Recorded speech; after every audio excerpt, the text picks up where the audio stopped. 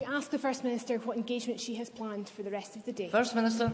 Engagements to take forward the Government's programme for Scotland, including later today meeting pupils from Brunstain Primary School to celebrate World Book Day. Kezia Dugdale. Thank you, Presiding Officer. For years, the SNP have promised to abolish the hated council tax. It was in both their 2007 and 2011 manifestos.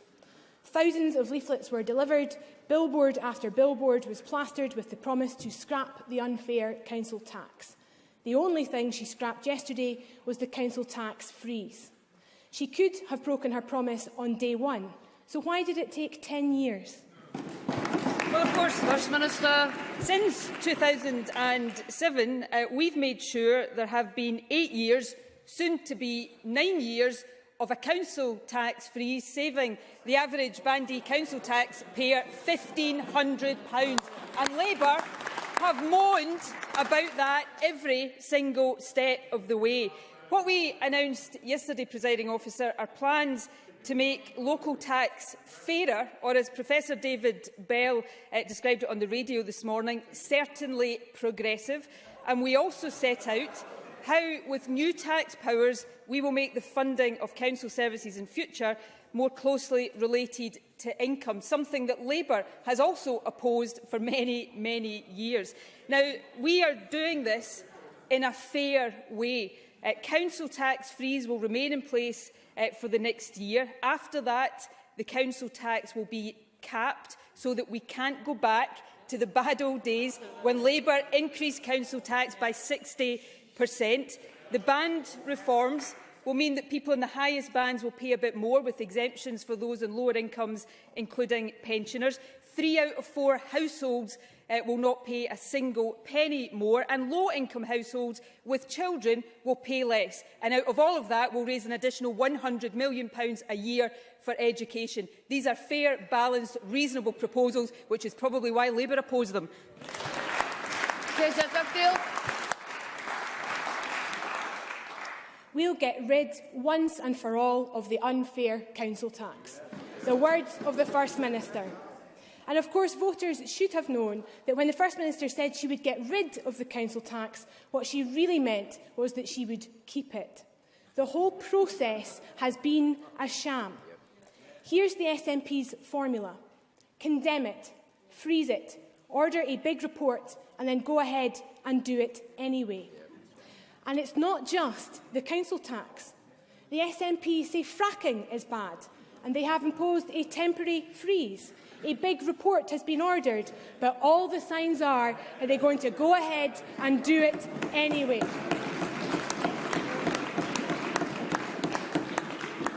Labour would not allow fracking in Scotland. Can the First Minister give that guarantee? First Minister. Before we move on from local taxation, Presiding Officer, which I'm keen still to talk about, let me give, unlike Labour clearly, let me give Labour let's see the First Minister. A bit of hopefully helpful advice. Before Kezia Dugdale decides to adopt her usual position of whinging from the sidelines, and in this case criticise the SNP's policy on local taxation, it might be a good idea to have a policy on local taxation yourselves.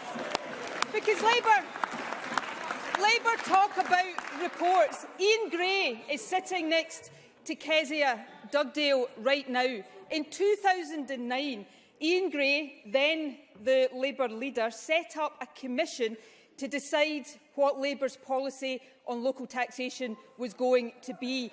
The outcome of that commission has never, ever been published. So we still don't know what Labour's position on local tax is. So before you criticise ours, please have the good grace to come up with one of your own. And on the issue of fracking, Kezia Dugdale's just heard the Energy Minister set out the clear position of this government. We will not allow fracking. They don't like the answer, Presiding Officer, but perhaps they might want to listen. We will not allow fracking in Scotland because we will not take risks with our environment while there are still unanswered questions. That's why we've got a moratorium in place. Councillor Dugdale. Ms Dugdale. Presiding Officer, her backbenchers don't like her answering fracking because all their leaflets say they're going to oppose it. All across the country, SNP candidates are telling voters that there will be no fracking under the SNP. The same people who promised to scrap the council tax. Yeah. And people deserve the truth, First Minister. We know where the Tories stand. They are for it. We know where the Lib Dems stand. They voted for it at their conference. We know where the Greens stand. They are against it. I've said where I stand. Scottish Labour will go into the election with a very clear manifesto commitment. We will oppose fracking. If Jim Ratcliffe of Ineos can get a straight answer, why can't the people of Scotland? Fracking, yes or no, First Minister? First Minister. So let me put it simply. First Minister, let us hear the First Minister. No fracking in Scotland because there is a moratorium on fracking. That's what a moratorium means. It ain't allowed to happen because we won't take risks with our environment while there are so many unanswered questions. That's the responsible way of proceeding. Of course, Labour stands up here week after week and says whatever they like about what they would do, because as we already know from Kezia Dugdale, they are going to come second in the election. Kezia Dugdale.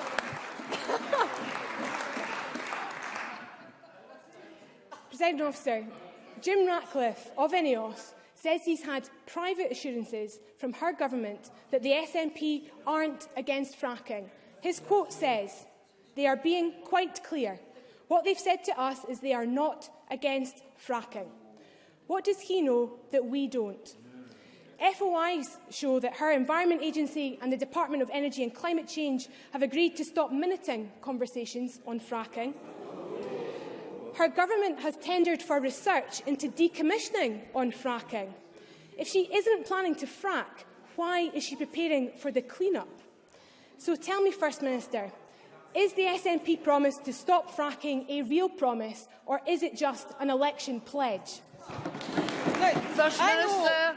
I know that Labour are desperate, and I know why Labour are desperate, but this really does take the biscuit. Just for the avoidance of doubt again, Presiding Officer, there is a moratorium on fracking in Scotland. It is clear and simple. There's a moratorium on fracking. That means no fracking. Question number 2, Ruth Davidson. Thank you, Presiding Officer. To ask the First Minister when she'll next meet the Secretary of State for Scotland. First Minister. No immediate plans. Ruth Davidson. Thank you. This morning, the Defence Secretary announced extra funding which will help support our naval base on the Clyde, which is something I welcome. The First Minister and I have an honest disagreement about the decision to renew our nuclear deterrent and for it to remain an integral part of the UK's defence. But it seems to me that all sides of this debate should be able to agree on one thing, that if the subs go, the jobs go. Does the First Minister agree? First Minister. No, I support the continuation of Faslane as a naval base. I think it should be a conventional naval base, and I do not believe that we should be spending £167 billion and rising on nuclear weapons that we can't afford, that are not the appropriate defence of our country. That kind of money would be better spent supporting jobs, not just in our defence industries, but across our public services as well. Ruth Davidson. It seems that the First Minister is flying in the face of all the evidence, because the GMB union has said it's pie in the sky to pretend that highly paid, well-skilled defence jobs could be replaced. The Defence Secretary says that thousands of highly skilled jobs would disappear. And even the local MSP, Jackie Bailey, Labour's Lone Ranger, admits this morning that, and I quote, "No one has come up with a credible plan to replace those jobs. The loss of that employment would devastate my local community." Perhaps she has in mind Jeremy Corbyn's new position, which is that we should build the subs, keep the jobs, but just stick the missiles in a shed somewhere. Well, I know that the First Minister linked arms with the Labour leader in London last week, but please tell me she doesn't agree with him on that as well. First Minister. Actually, I didn't link arms because he refused to turn up until after I'd left for some unknown reason, but I'll leave that to him to explain.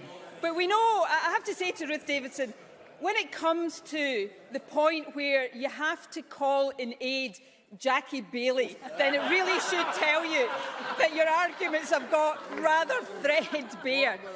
But on the serious issue of defence jobs, I mean, you know, Ruth Davidson should really look at the numbers of defence personnel in Scotland and what has happened to those numbers under this Conservative government. We have seen a hemorrhaging of conventional defence jobs. We have seen the closure of bases. We have seen our forces take a hammering as a result of Tory austerity. And the report that was done a year or so back on the question of whether or not Trident should be renewed set out very clearly the price that conventional forces pay through the obsession with Trident. So my position is clear. Support our conventional forces, support Faslane as a naval base, but for goodness sake, let's not spend obscene amounts of money on obscene nuclear weapons when there's so much more we could do with it. Colin Beattie. Colin Beattie. To ask the First Minister what steps the Scottish Government is taking to support the 107 workers in Greggs Bakery, Lonehead in my constituency, whose jobs are now under threat as a result of the company's decision to close this facility. First Minister. Well, I was very concerned, as I know the member would have been, to learn of the situation at Greggs Lonehead Bakery, and I know this will be a very anxious time for the bakery's employees and their families. As soon as the announcement was made, I can advise the member that we immediately contacted the company to offer support for employees through our PACE initiative. Fergus Ewing will be speaking with Greggs management later today and with union representatives to explore all possible options for supporting the Midlothian site and its workforce. We'll continue to engage and will monitor the situation closely, and I'll ask the Business Minister Fergus Ewing to update the member after his discussions later today. Question number 3, Willie Rennie. To ask the First Minister what issues will be discussed at the next meeting of the Cabinet. First Minister. Matters of importance to the people of Scotland. Willie Rennie. Last week, the First Minister cut hundreds of millions of pounds from education budgets. She told us she had no choice. Her hands were tied, but she would bring these cuts to an end as soon as she had the powers. This week, she announced extra money for education. She did so without gaining one single additional power at all. The cruel twist for children is that they will not see a single penny until next year. The First Minister could have invested this money this year. Why didn't she? First Minister. Well, as Willie Rennie will presumably know, because he was here when John Swinney made the announcement in the budget last week, we're actually also doubling the Education Attainment Fund starting in the financial year about to start. And as a result of the announcements made yesterday, from 2017 onwards, we will invest an additional £100 million in education. That, I think, is welcome investment that I'm sure will be welcomed by people across Scotland, even if not by Willie Rennie. Now, I know that the Liberals' position is that, having spent the last 5 years helping the Tories cut our budget, they now want to spend the next 5 years hiking up the taxes of everyone earning over £11,000 a year. That's not my position. I will continue to argue for a fair and balanced approach which gets money into education. Willie Rennie. No, the First Minister's wrong. Last week, she told us that she was going to cut education budgets, even though she said education was our top priority. Massive cuts for 1 year could set back a child's chances for a lifetime. Scotland used to have one of the best education systems in the world, but it has now slipped down the international rankings. The situation is urgent. 1 penny on income tax would generate 5 times as much for education now than our timid and tardy proposals would next year. So even though she had all the powers, she still cut education budgets last week. Surely the First Minister can no longer boast education is our top priority. First Minister. Willie Rennie is now just making things up as he goes along. Gross revenue expenditure on education has increased in each of the last 3 years. Council plans that show that in this financial year they're spending a further £150 million. Last week, the Finance Secretary announced the doubling of the Attainment Fund. Yesterday, I announced plans that will result in an extra £100 million every year for education. A penny increase on the basic rate of income tax, let me just remind Willie Rennie, would hit every single person in our country earning over £11,000 a year. I do not think that is the right approach. And in terms of world rankings of education, you know, the desire to see Scottish education being the best in the world is why we have embarked on the work around the National Improvement Framework. Willie Rennie has opposed us on that every single step of the way. So instead of moaning from the sidelines, as he's becoming almost as good at as Kezia at Dugdale, then maybe he should get behind some of these sensible policies to improve our education system. Question 4, Richard Lyle. Thank you, Presiding Officer. To ask the First Minister what the Scottish Government has done to encourage people to access modern apprenticeship. First Minister. Well, as Richard Lyle states, the most recent apologies, we are taking action, Presiding Officer, to ensure that we are supporting modern apprenticeships. We have a target that we've met every year of 25,000 modern apprenticeships. The Fair Work Secretary announced that we were increasing that to 26,000 on the way to making sure that we reach 30,000 by 2020. Richard Lyle. Can I thank the First Minister for her answer? On Monday, I met with two modern apprentices, Paul Reid and Ross Menzies, during my visit to InGen, technical services based in Tannockside, Uddingston, in my region. InGen has taken on 8 modern apprentices at the site alone, with other apprentices being taken on throughout Scotland. Can I ask, therefore, how the modern apprenticeship programme contributed to youth employment levels, which I note that are now at the highest level in a decade? First Minister. Modern apprenticeships are a key element of our approach to economic development and to youth employment. They support young people into sustainable and rewarding careers, and we have seen them have a big impact on our youth employment rates. Youth employment in Scotland right now is at its highest October to December level in rate since 2006, and over the last year alone the youth employment rate increased by 4 percentage points. There was an increase in the number of young people in employment by 19,000, taking it to 368,000. The youth employment strategy sets out our 7-year plan to increase youth employment with a world-class vocational education system that builds on the modern apprenticeship programme that has been so successful. Alison McInnes.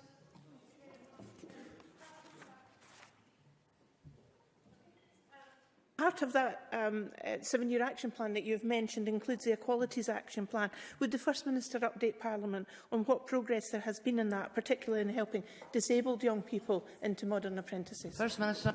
Well, the Modern Apprenticeship Equalities Action Plan was published on the 2nd of December. It includes specific improvement targets for modern apprenticeships, participation by BME, care leavers, disabled people, and also on gender balance. Improvement targets have been included for each group that have to be achieved by 2021, and Skills Development Scotland will report on these annually. Improving the balance of participants from underrepresented groups in the ME programme is of course not a change that will happen overnight, but it is a change we are determined to see happen.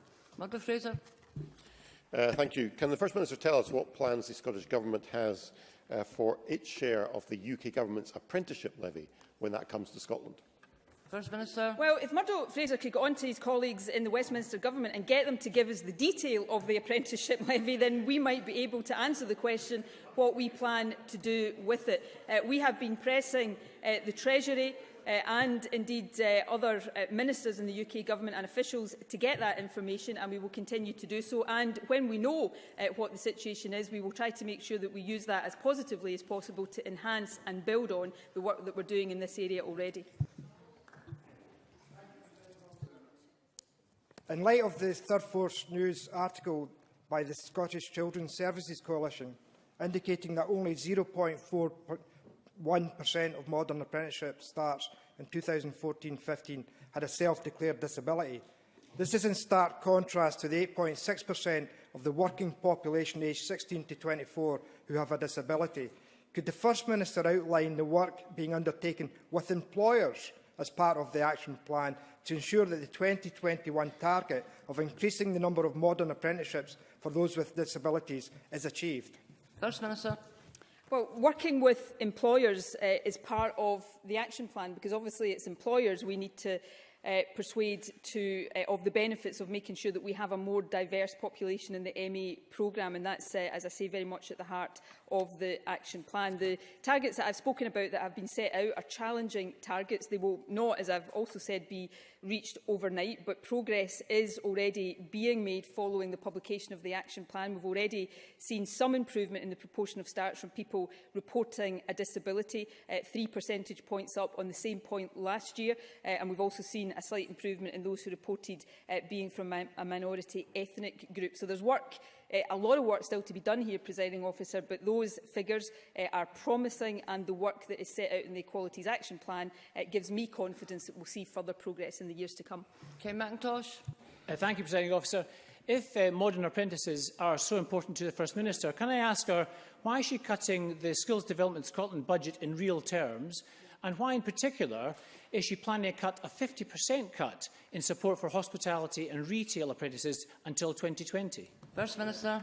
Ken McIntosh will know, I know he will know, that we're meeting our targets on modern apprentices. We have a record number of modern apprentices, 25,000. Rosanna Cunningham announced just this week that that's going to increase next year to 26,000, and we set a target to get that to 30,000 by 2020. You know, instead of this constant, continual whinging from the sidelines, can't Labour just get behind us when we're making progress in such an important issue? Question number 5, Rhoda Grant. To ask the First Minister what the Scottish Government is doing to ensure that young people with neurological conditions receive appropriate care. First Minister. National clinical standards for neurological health services were implemented in 2010. We've asked Healthcare Improvement Scotland to review how quality of care for people with neurological conditions can be enhanced in all care settings, and this assessment will reflect our national clinical strategy, health and social care integration, as well as evidence of good practice.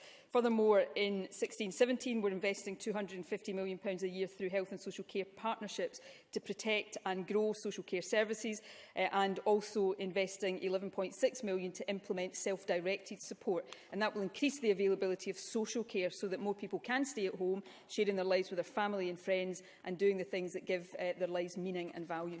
Rhoda Grant.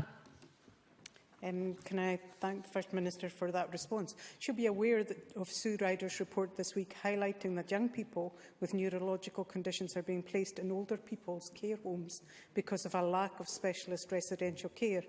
It also highlighted that health boards don't know how many people have neurological conditions in their areas and indeed what their needs are. So it's very difficult to see how the health and social care spending will impact on that. More than that, only 5 health boards question, please? who are supposed to have mandatory delivery plans for neurological services have them. What will the Scottish Government do? Will they show leadership? Will they deliver and drive forward a national strategy for people with neurological conditions? First Minister. Well, I am aware of the Sue Ryder report, and I think they make a lot of very important and indeed very legitimate points in that report. It's indeed many of the points that are made, including the one that Rhoda Grant highlights about people under 65 and the care settings they're in, that is driving the work that I spoke about in my earlier answer, the review that Healthcare Improvement Scotland is undertaking about how quality of care for people with neurological conditions can be enhanced in all care settings. As I said, there are clinical standards in place for neurological services. They were implemented in 2010, but the review of Healthcare Improvement Scotland will allow us to ensure that they remain up to date. And lastly, Presiding Officer, the extra investment in social care is pertinent here, because if we invest properly in social care, then we develop the services that enable people, wherever possible, to stay in and be cared for in their own homes, and that is an important part of this agenda. Christine Graham. Thank you, Presiding Officer. To ask the First Minister what measures there are within our penal system, perhaps within our prisons, to identify and assist those who may be suffering from neurological conditions. First Minister. I think that's a very good point. I'm happy to ask the Justice Secretary to write to Christine Graham with detail both of what we already do within our prison system to deal with people with neurological conditions, but also to reflect on whether or not there might be more that we can and should be doing there. There are a number of people for a number of different reasons in our prison system who do need a lot of care and support, because perhaps some of the reasons they end up in prison are misunderstood or not properly dealt with in the first place. In this category, it may well be one of those. So I'm more than happy to ask the Justice Secretary to write further to Christine Graham on that issue. Roderick Campbell. Thank you, Presiding Officer. One of the recommendations in the Sirada report was of the need for the development and implementation of a method for collecting and presenting data on the prevalence of neurological conditions. Does the First Minister agree on the importance of a comprehensive database? First Minister. Yes, I do. I think that was one of the many recommendations made by Sue Ryder that was extremely important and very sensible. I can tell the Chamber that Dr John Paul Leach was recently appointed as the new chair to the National Advisory Committee for Neurological Conditions, and we will work with that group specifically to improve the methods of collecting and presenting data on neurological conditions, because that is part of how we then make sure that services are improved in the way we need to see them improve. Dave Thompson. Having suffered a bilateral subdural haematoma myself 2.5 years ago and being blessed with an excellent recovery after the fine work of Mr Kamel and his team at Aberdeen Royal Infirmary, I wonder if the First Minister can give us an update on the support provided for the ARI Neurological Department and Rigmore Hospital in Inverness, with which it works closely in its treatment of such conditions, and particularly in relation to young people. First Minister. Well, I know that Aberdeen Royal Infirmary has identified local clinical leaders in the care of younger people, and I think this is to be commended. I recognise the efforts of clinicians and support staff right across the country in neurosurgery and neurology who work together to ensure safe, effective and person-centred care across all hospitals and specialist centres. It is through joint working, such as the joint working that we see between Aberdeen and Inverness, as well as with primary and community care, that people of all ages are supported by local clinical teams addressing any rehabilitation or other support needs as they return home. So some of the work that's been done in Aberdeen, I think, is excellent, and I'm sure other areas around the country could look to it very usefully. Richard Simpson. First, wonder if the First Minister could tell us whether the Neurological Alliance, that's the group of the organisations representing patients, has in fact received money. Their direct grant was stopped, but their indirect grant through the Alliance was the subject of discussion. Can she confirm they've been funded? First Minister. I'm more than happy to look into that issue, Presiding Officer, and write to the member with the detail of it. Question number 6, Liz Smith. To ask the First Minister what the Scottish Government's position is on the BBC's proposal to introduce a Scottish Six news programme. First Minister. I welcome it. I think it's a good idea. The UK has, of course, changed dramatically since devolution, but I think in some respects the BBC has still to catch up with those changes and deliver news programming that reflects the complexity, the variety and the richness of life in Scotland. So we do welcome proposals to introduce a dedicated news service for BBC Scotland, and I'm sure it will draw on the very best of our journalistic talent to produce programmes of the very highest standard. Liz Smith. Could I thank the First Minister? I'm interested in the point that she has just intimated about the most important consideration being the ability of BBC Scotland to harness the very best broadcasting talent so that it will deliver the highest possible standards when it comes to reporting UK, international and Scottish news. But will she also agree that this should be entirely free from governments and politicians, some of whom in recent years have sought to influence what is broadcast on the BBC? First Minister. Yes, I do. I'm very happy to agree with Liz Smith that the Conservative UK Government should really stop interfering in the BBC, as you do quite often. But yes, on a serious note, I do agree with that point. But, you know, I think there is a really interesting debate here, but I think there's a really exciting opportunity. I understand there might be people in Scotland, perfectly legitimately, who don't think this is required, that it's maybe not something that is necessary. What I really struggle to understand, though, are those who argue that somehow in Scotland, and BBC Scotland in particular, somehow aren't up to producing a dedicated news programme. With the journalistic talent we have in Scotland, Of course they are. I think it would be a great addition, and I'm very supportive of what has been proposed. Mark MacDonald. Thank you, Presiding Officer. Does the First Minister agree that the establishment of a Scottish Six would also provide great opportunities for those individuals, for example, who are currently being trained at North East Scotland College in Aberdeen in broadcasting and journalism, and would allow opportunities for them to retain those skills within Scotland, rather than, as so often is the case, having to seek opportunities elsewhere? First Minister. I think that's a really good point. We should all be in the business of trying to see more opportunities for those who want to pursue a career in journalism. We know, and this is a matter of great regret to all of us, how much difficulty some sections of the media are in, and the pressures in particular that are on the newspaper industry, and the announcements that have been over the last number of years about redundancies and job losses in newspapers. So anything that is about reversing that trend and creating more opportunities for bright young journalists to get on and pursue their careers in Scotland is something that we should all frankly put party politics aside on and unite behind as a thoroughly great idea. Before I end First Minister's questions, can I thank all... You didn't frankly have the balls to put country before party.